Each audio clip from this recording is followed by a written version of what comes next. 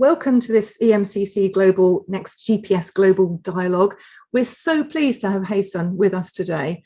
Haesun returns to the GPS Dialogue series. She had a fantastic session last year and we were so pleased. I was thrilled to have Haesun back again.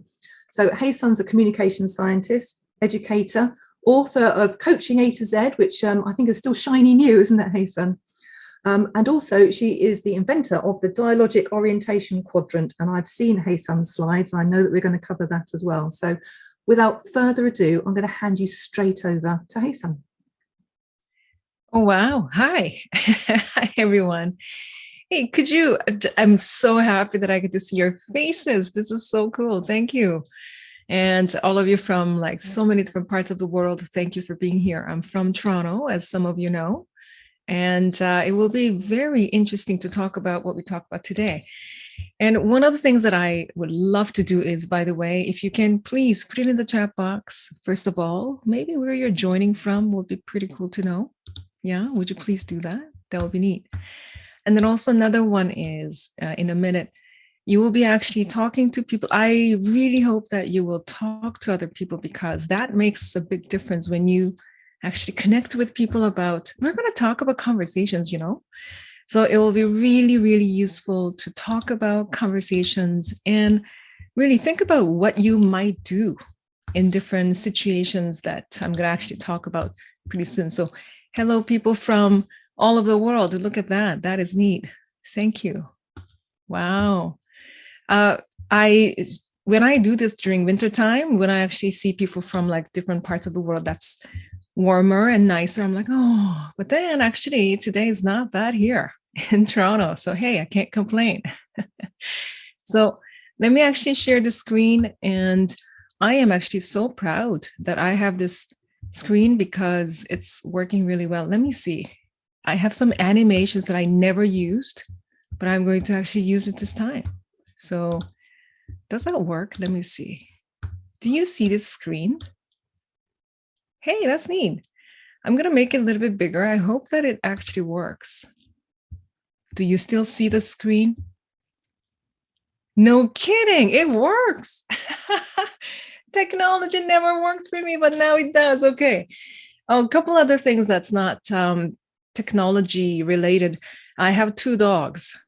I used to have 1 dog, and now I have 2, and they converse. That means you're going to hear them yapping and all those things.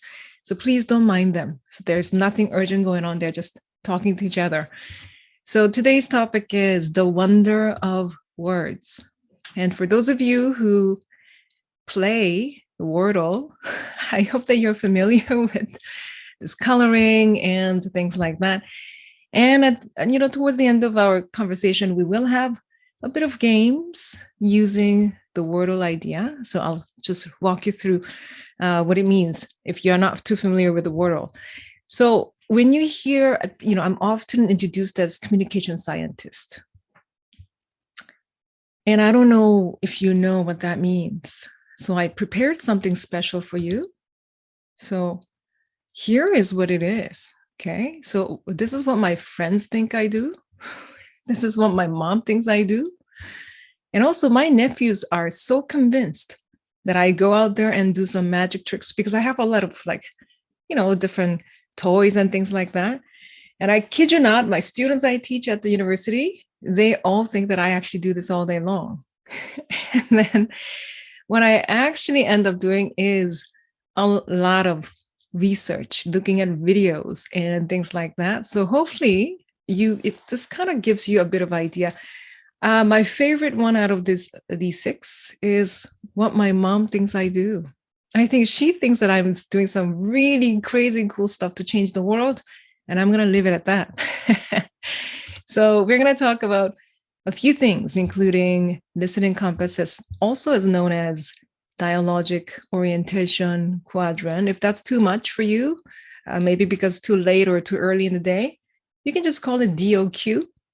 And that's what it is. Another thing that we're going to look at is how do we curate the 3P? You're going to get to know what they are. Also, when you are in a conversation with someone else about whether it's mentoring, coaching, or just conversing, what are some moments that actually might make a difference. And I'm going to give you a specific example from coaching, because that's what I do. So 5 key moments in coaching. So hopefully you will actually get through all of these things. So I am going to share with you a story. And you will, after you hear the story, you will be in small breakout rooms and you will talk to other people. By the way, people who are, this is a crazy idea, by the way, you will be meeting people that you've never met in your life, very likely. And you're going to spend like 10 minutes. This is hilarious that you might never see them again, but this is the time that you get to have with somebody in the world that you've never met. I think it's just such a cool thing that we can do on Zoom. Anyway, here's a story. And as you see or hear the story, because I'm going to read it to you in case you cannot see it for different reasons. As you hear the story, as you listen and see the story, think about how you might respond. What will be your response to this person? So here's a story. Story number 1.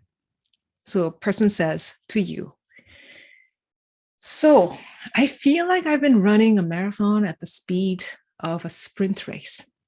In fact, the finish line keeps getting farther and farther, and now I'm running out. I don't want to give up, but I am really running almost on empty.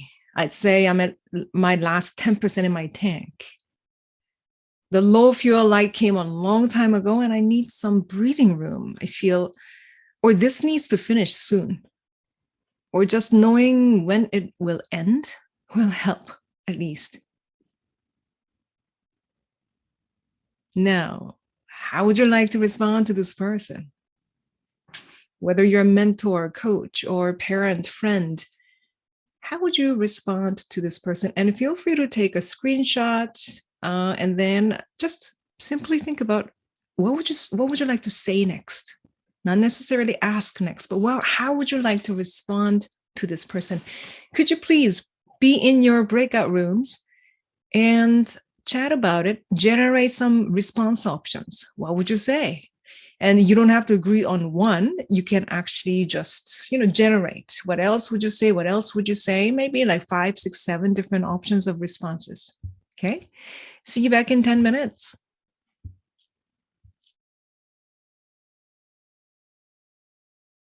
Hey, I'm so curious. Would you please put it in the chat box if you can? How would you respond at this moment to this person who's sitting next to you? What would you say in your response?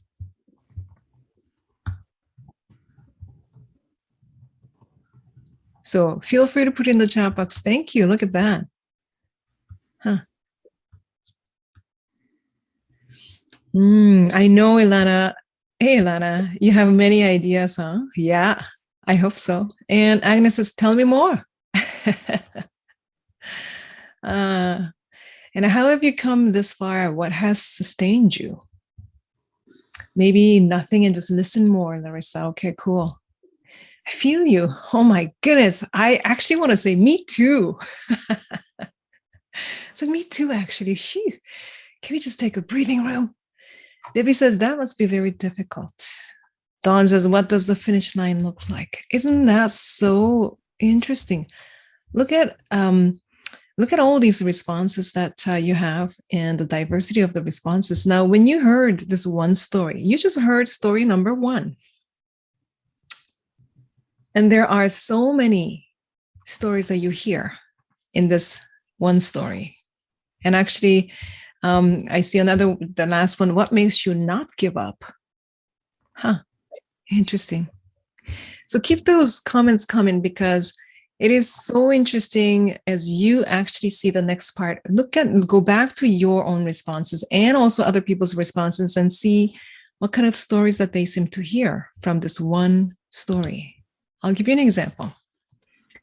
These are some quick responses. So for example, some people might say, oh, so what happened? Or tell me more.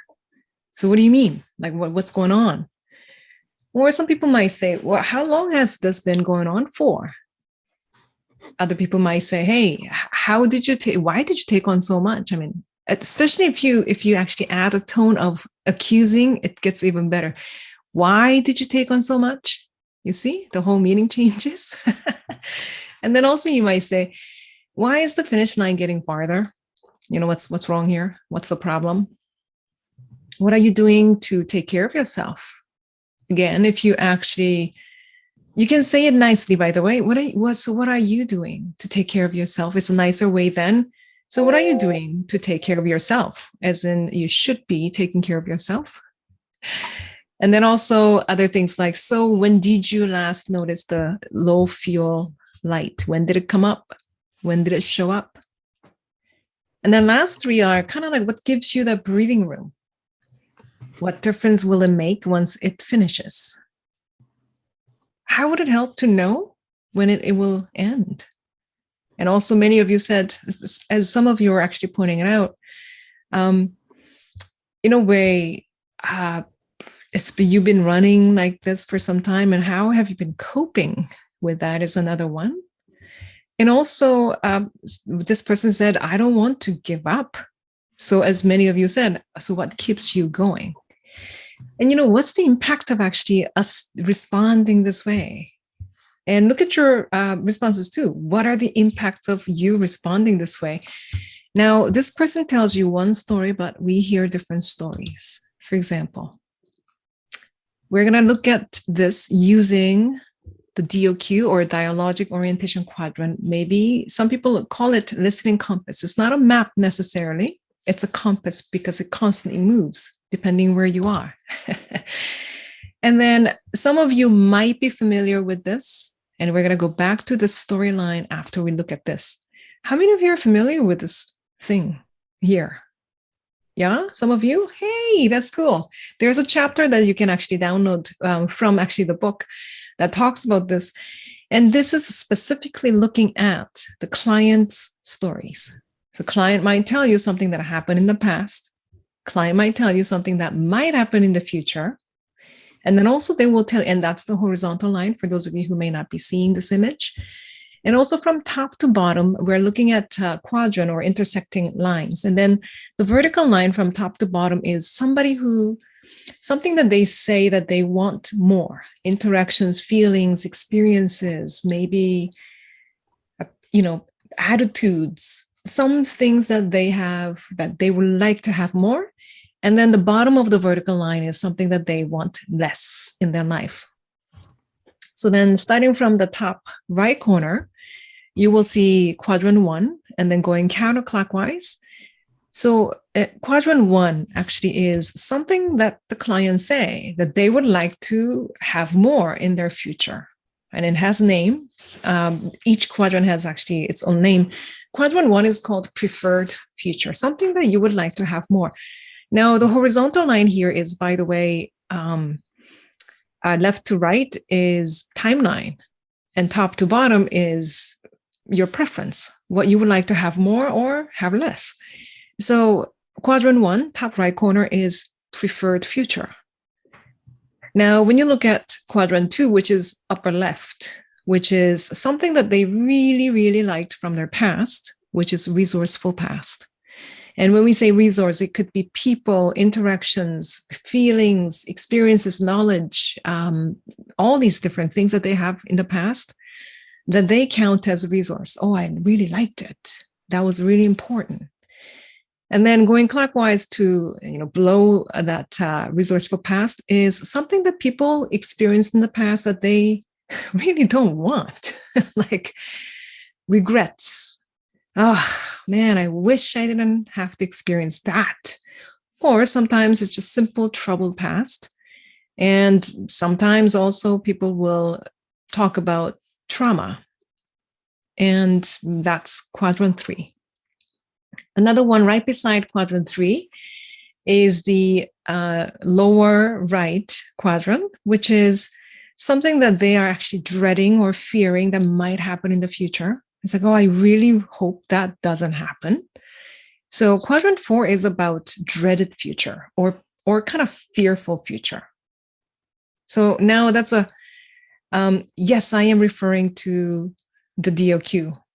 So this is the Dialogic Orientation Quadrant.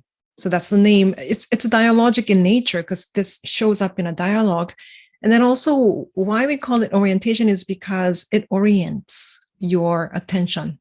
Oh, by the way, you might actually notice I have this linguistic habit that I say we rather than I, and I say our rather than my. And it's not because I think I'm royal. It's not that. It's actually because of the cultural differences. I am actually noticing it now. In Korean culture, in Korean language, which is my culture too, even if you're like I don't know, even if you're only child, you would not address your mom as my mom. It's always our mom, even though you are like the only child. When you talk to other people about your mom, you will say our mom. And it became weird just recently when I actually was talking to some people in Korean and they kept on saying our mom, our mom. But you are like the only child. But then still, we still say our, and it's very collective. Anyway, so I just tell you that if you hear me say our or all those things. So this is the Dialogic Orientation Quadrant. And then we're going to actually, hey, Sylvia, thank you. You know what I mean? Exactly right.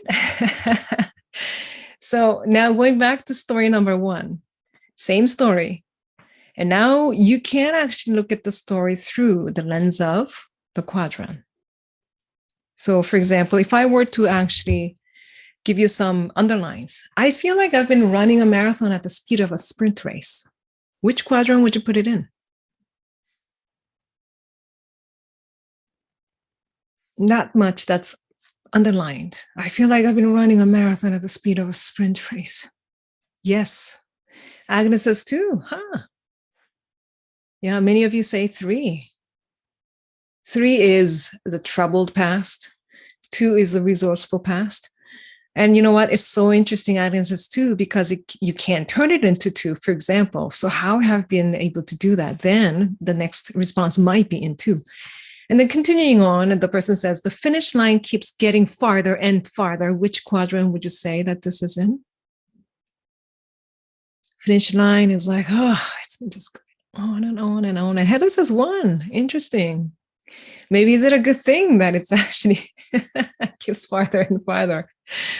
And you can, wow, all of you are very like consistent. Thank you. This actually is giving me a bit of joy in my researcher soul. And then the person says, now I'm running out. I've been running it, and then now I'm running out because of this.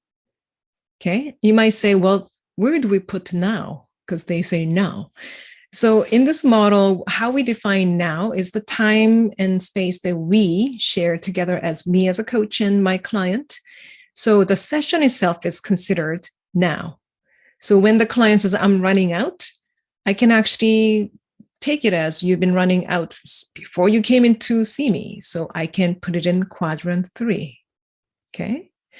Interesting, isn't it? And then the person says, I don't want to give up. I don't want to give up. This is what they don't want. And isn't that interesting? Because they say, I don't want to give up. And that's something. So then what do they want? Maybe they don't want to give up and they want to keep going. So we can infer that. Now, giving up would be, as Keiko and some other people say, giving up would be in quadrant 4. I don't want that. So then keep going will be in quadrant 1. We're just assuming, we're inferring. And then the person says, I'm at my last 10% in my tank. Where would you put that?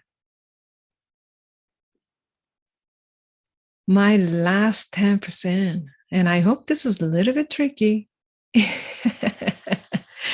and slightly inconsistent, I hope. You see, 3, 2s, and 4s. I love it. So when something like that happens, that it's not clear, I'm at my last 10% of my tank. Is it a good thing, bad thing? We don't know. Then it can be in different quadrants. We call that the X factor. It can be anywhere, like a stem cell. It can grow to be something else, depending on what we do.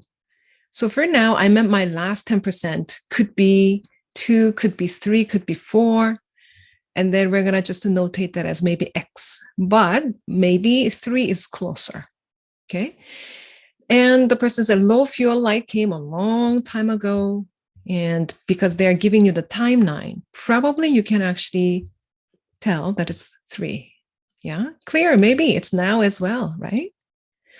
I am at my last 10%, but then again, the now is defined as our time that we have together. So then we can assume that it might be in quadrant 3 for the tank 10%. So low fuel light. Interesting that Debbie says, I hear it as hopeful. Yes, it can be, right? And then last couple here, the person says, I need some breathing room. Hey, cool. They say, I need some breathing room. And then also they say, this needs to finish soon. Thank you for this consistent answers. And oh, interesting. There's 1 4. Thank you. Okay, this needs to finish soon. Maybe. Ilana says 1 and 4 as well. Okay. And then the very last one here, the person says, or just knowing when this will end will help. Which quadrant would you put it there? Yeah, knowing when this will end. Hey, that's cool. Thank you. Some of you say 4, knowing when it will end. So let me actually ask you, for those of you who said 4, now let me change the question a little bit. Did they say that they want to know or they don't want to know? They want to know when it will end. So then you know that it's kind of above the line when they say, I want, I need, I hope. That's a very good sign. When they say, I want this, I hope for this, or I just want this, or I need this. Very good sign that is above the line. Interesting, huh? So you know how to do this. So then what happens is this. So earlier response examples that I actually had, what happens is when you're using responses like first 3, even though the person told you the whole story, this is the story that you heard. If your responses are kind of like those top 3, then this is the storyline that you heard from the full story. Because there's always that gap between what people say and what you hear. So if you are responding with these, now this becomes the storyline, which is story number 2, different than story number 1. Interesting, huh? And then here is the second 3. If you were curious about why is the finish line getting farther, what are you doing to take care of yourself? Or when did you first notice the low fuel light? Based on your selections and curiosities, we know that this is what you heard in your story. Oh, when I actually say this, in case you cannot actually see the screen, here's a storyline where some parts are sort of omitted. So omitted parts are sort of like whited out. So then only part that you see are, for example, in the previous story, when you are actually choosing, when you're asking what happened, how long has this been going on for? What did you take on so much? The story that you heard from the initial story is this part. So I've been running a marathon at the speed of a sprint race. I'm running out. I'm really running, almost empty. I'm at my last 10%, are the selections from the initial story.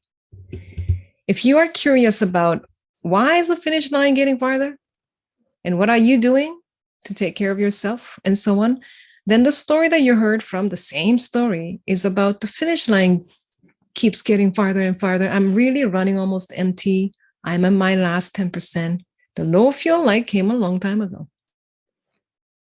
And then let me show you, as many of you actually said, I'm so impressed. I'm so happy you're doing this work because you are doing something awesome. So for those of you who had this curiosity, by the way, all of those response options are valid and there's no bad or good. It's just different options because you hear different things and you have assumptions about what's useful to listen to and listen for.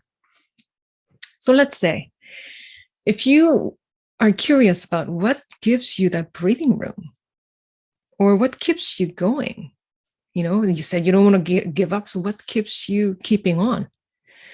What difference will it make once it finishes? Because the person says this needs to finish soon. Or if you're curious about how would it help to know when it will end? What difference will that make? Now then what happens is, the story that you heard from the same narrative are these parts. The person said, I don't want to give up. I need some breathing room. This needs to finish. And knowing when it will end will help. Now, story 2, 3, and 4, doesn't it sound like a different person speaking? When you look at those selections or you shape the person to be with your words, it's incredible. And you know what happens is this, what's really powerful about this interaction, your client will respond to your curiosity. And by the fact that they are responding to your curiosity actually assumes that they bought into your assumption that you embed in your questions. Now then, what happens is that becomes their reality. That becomes you are co-authoring their narrative. And that is scary if you think about, because you can ruin their life. And I say that with a chuckle. What's wrong with me? So, hey, here's the quadrant, as you can see.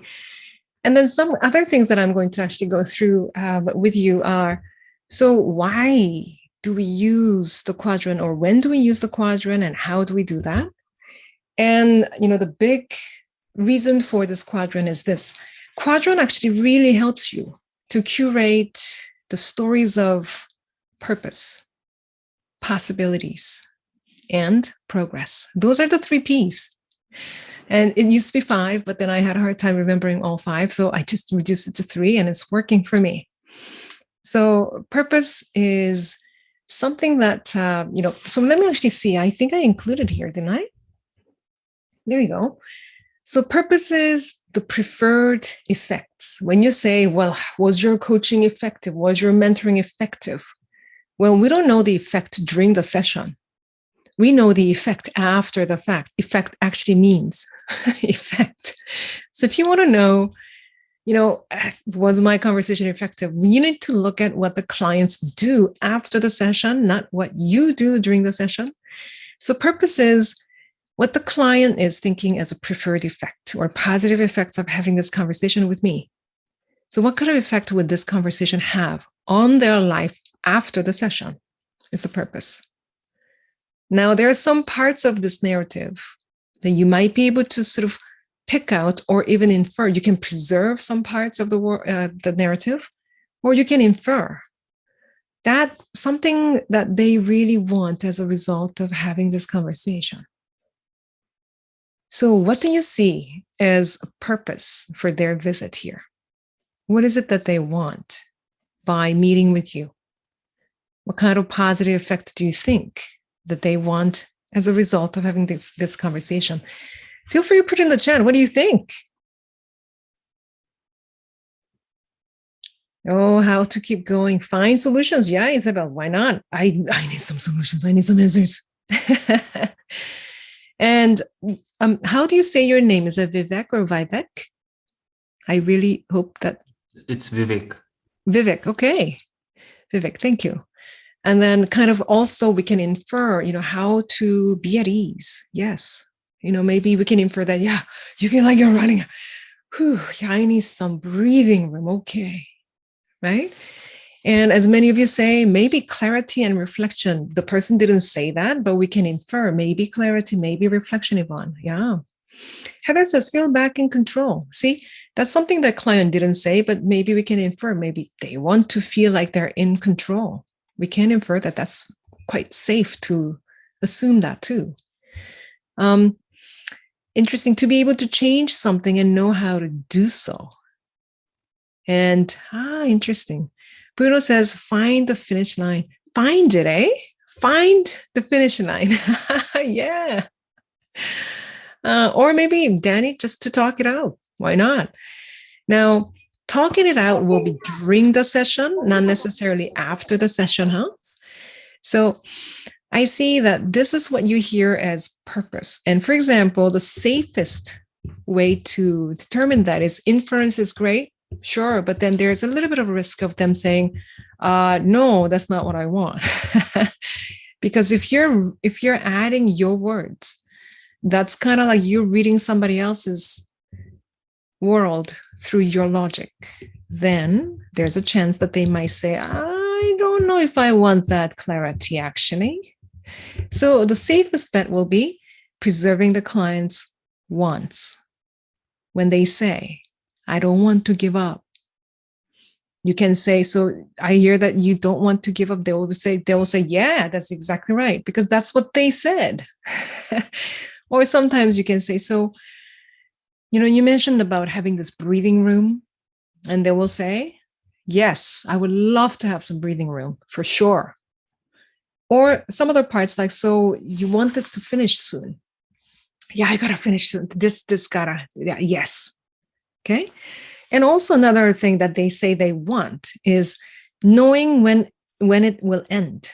So we can build on it by asking something like, so how would it be helpful to know when it will end? What difference would that make for you to know that? What would you do that you're not doing right now if you knew when this was going to end? So you can actually build on these parts of the client's narrative based on what they say. It's so interesting. And when you look at it afterwards, it's like, oh yeah, of course, that's what we do. But then when you're actually in session with somebody, it's not that easy to spot those things. So then a second P, by the way, is this: possibilities. And my favorite word, by the way, here is Imagineer. And I actually learned it from the Taos Institute colleagues. And they're the social constructionist people. And then they talk about this idea of Imagineer. So it's not just imagining, but by the act of imagining, you're also engineering what that might look like. You're designing as you speak. So when you look at the word design as a noun and design as a verb, they're happening all at the same time. By talking about it, you're shaping that future, is some of the beliefs. Now, when it comes to possibilities, it's about imagineering what becomes possible, what becomes more, maybe different, or even better in their preferred future. So we can actually inquire about what is preferred. We already talked about that in the purpose statement. And then when we know kind of like, okay, this is what you want to see more in your life. Now then we want to really get to, so what would that difference make? What difference would that difference make? Somehow suppose that kind of, whatever you were just talking about, positive effect of having this conversation, let's say they are sort of coming true. Now, what would you do different with your life? What do you notice that's different? Interesting, huh? So that's the possibilities. How would you respond to this person at this point if you're so curious about their preferred possibilities? What would you say? And this might be in a specific form of a question. What would you actually inquire about? If your curiosity is their preferred possibilities, what would you say? What are the options here? Okay. What does finish line look like? How would you know that you finished well? They didn't say they wanted to finish well, but they wanted to say they want to finish soon. Interesting, huh? Claire says, where do you see yourself going? And Marie says, can you describe? Vivek says, who else would be impacted if you got your preference? It's kind of like, suppose you sort of somehow got to the finish line. Who else? What difference would that make for other people around you? Wow. And what would help you not giving up? Why do you want it? Interesting, eh? Like, why do you want that? Oh, thank you. What else would you be doing differently? And I really hope that you're noticing some of these choices that people are making as they are kind of posing these. And I'm going to thank you, right? And what do you need to refuel? Now, when clients introduce these metaphors, it's so much fun to work with it. So instead of saying, like introducing your own metaphor, just play with it. So I don't know, like usually where do you go for like fueling? I don't know, where do you usually go for it? Or somehow, wow, it sounds like you can actually go pretty long with that low fuel light on, right? So you can really play with that metaphor. And then here's a third P, which is progress. I think we talked about this last time, but I don't know if all of you were there last time. So progress often is misunderstood as the next step that somebody needs to take to make progress. That's not what we mean here. Progress is the steps that the person has already taken so far in the preferred direction, even in small bits and pieces. So progress, when we talk about progress here, it's not now what do you need to do to get closer to the finish line versus so how have you actually like run so far? It's been really difficult, but despite all that, you didn't give up. How did you do that? Now that's progress related questioning. And what else would you ask if you are so curious about their progress that they've made so far? What would you ask? So I cannot see the chat. So if you're putting in the chat, I cannot see. Sorry about that. Oh, let me help. Let me help out a little bit.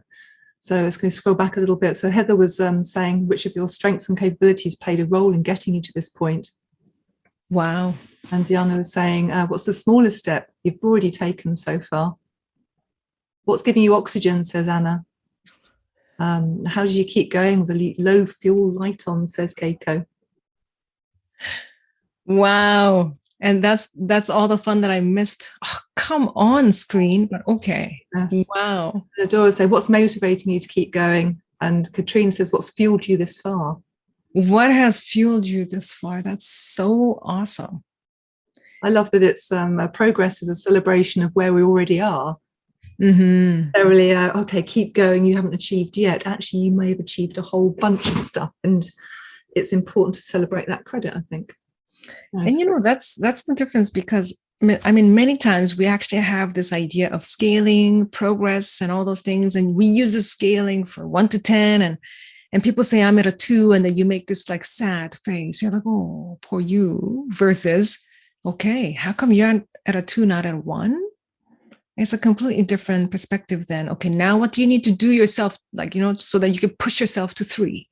Completely different perspective, right? Yeah. Wow. Thank you.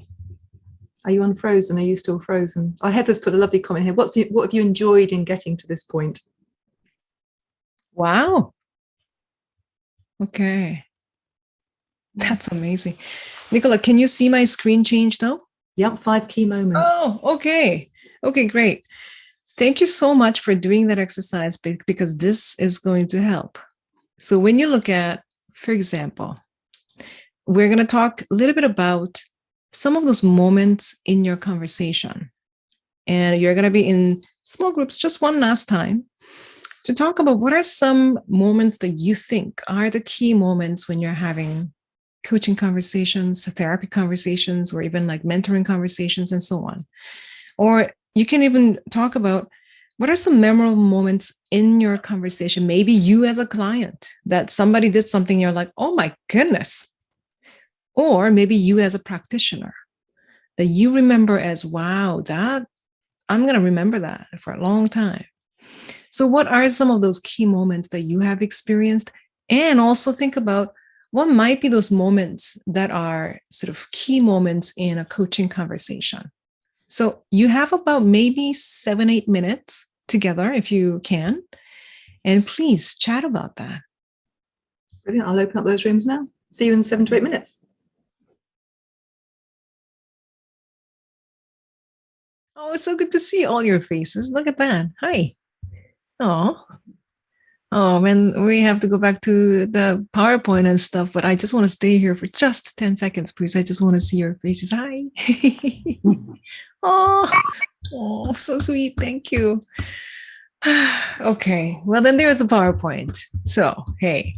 And by the way, I really I hope that you're impressed with the PowerPoint because I just love it. And then I was so tired of those like making Wordle boxes. I'm like, forget it. So instead of actually spelling out 5, I just put down 5. That was my lazy moment. But anyway, I hope that you actually had a pretty nice conversation with other people. So here's the Wordle moment for us. For those of you who do not know what Wordle is just some word games. So green box means that usually that letter is in the right place of that word. Yellow box usually means, this is not reflected on this one, yellow box means that that word is in the word but not in the right place. That means gray ones are the ones that are not actually, the letter's not in the word. So sorry that this title page might be confusing. So here's a little moment number 1, and we're going to do a little game, a little bit quick. So moment number 1 in coaching, mentoring, or maybe any other conversation that really is important is this.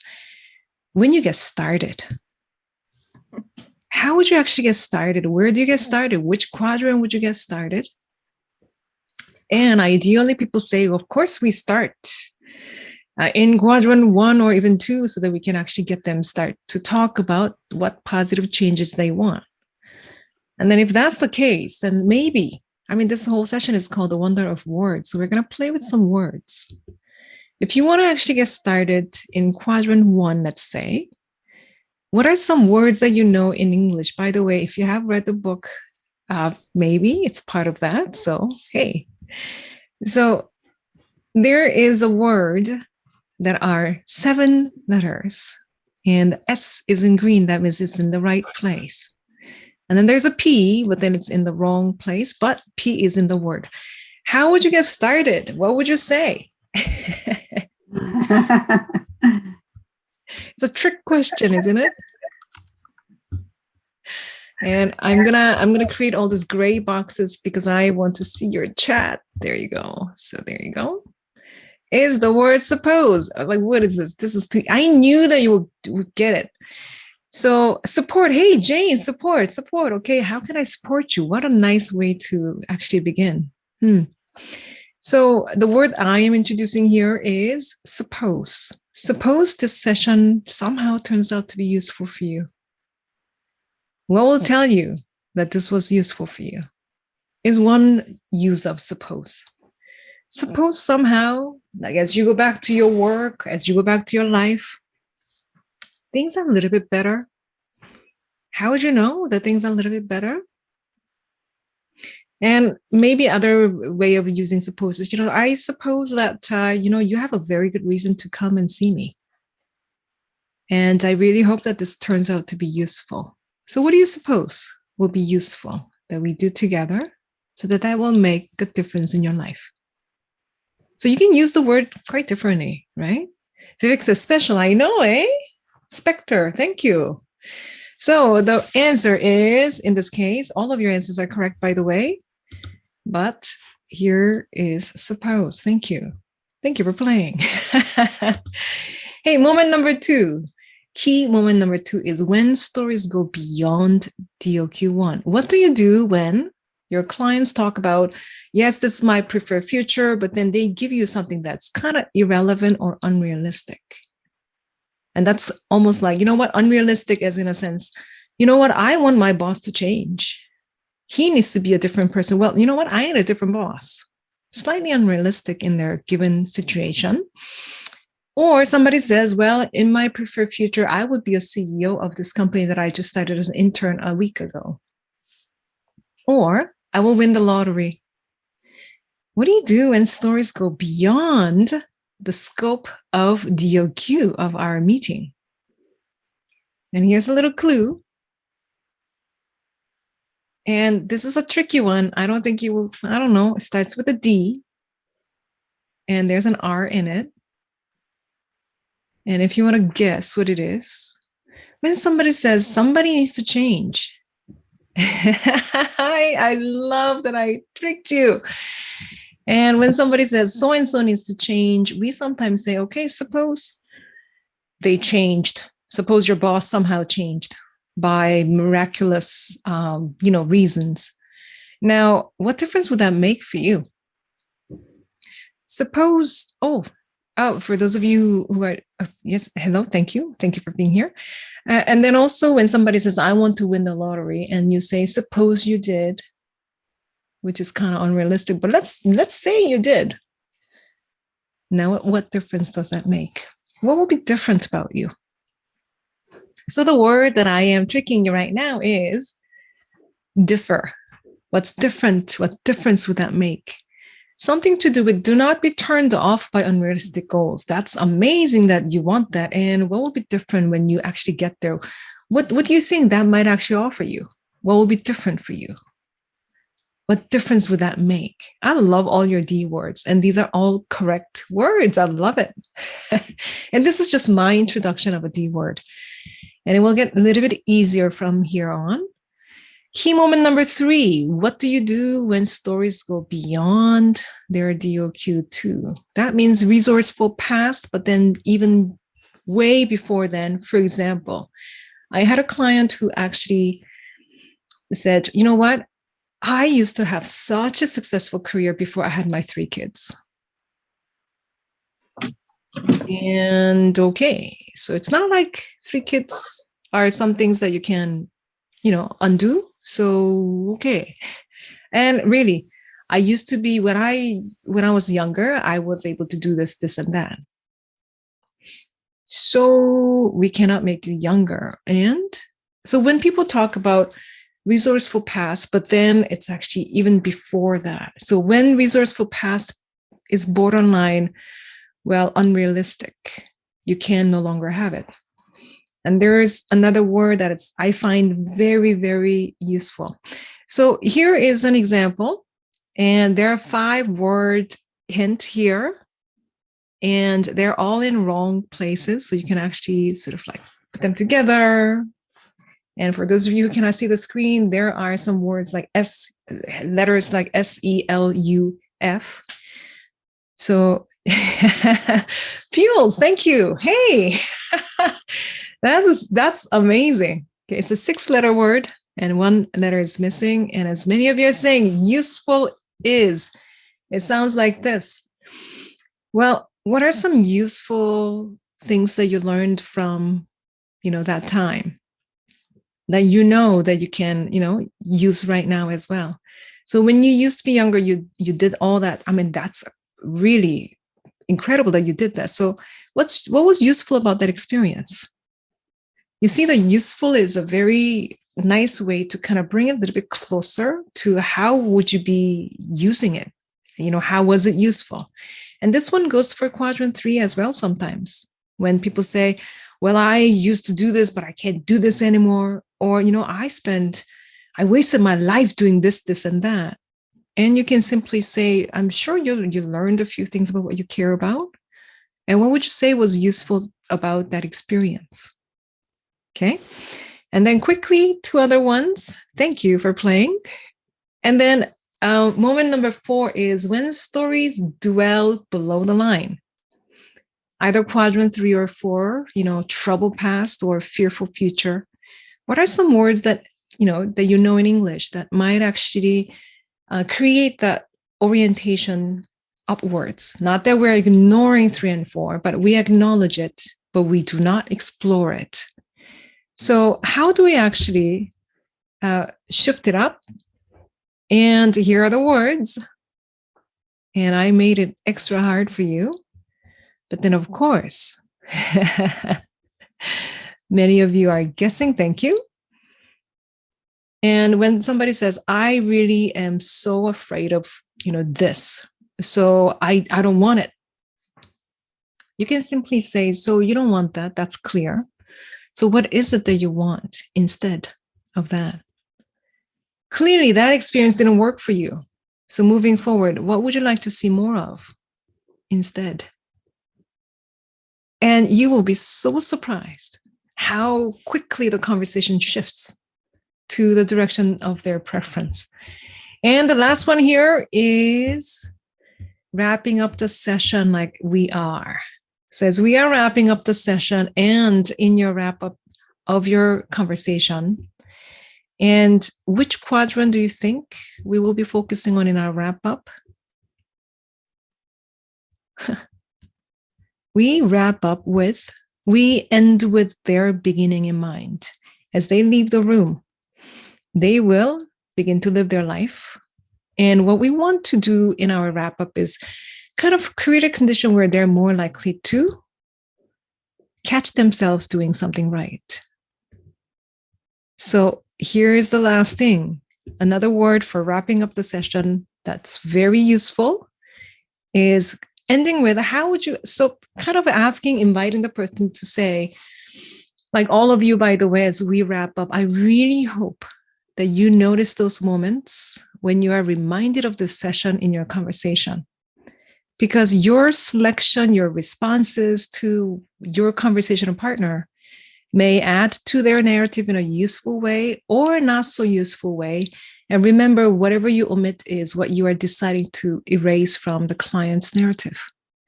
So I really hope that you notice those moments when you're really mindful of your selections, when you're conversing with someone. So those are the 5 words, and thank you for playing. Thank you so much, Haesun. That was absolutely fascinating, and I'm sure that I speak for everybody here. And I was just blown away. We were talking in the green room. Haesun had a green room, well, even in the breakout rooms, about how powerful we can be in conversations, and with great power comes great responsibility, doesn't it? And just making sure that we're not inadvertently leading. And it was really fascinating to see you take those words away. But Haesun, thank you so much for leading this conversation, this dialogue. We really, really appreciate it. Thank you. I'm going to move into the next part of this as well.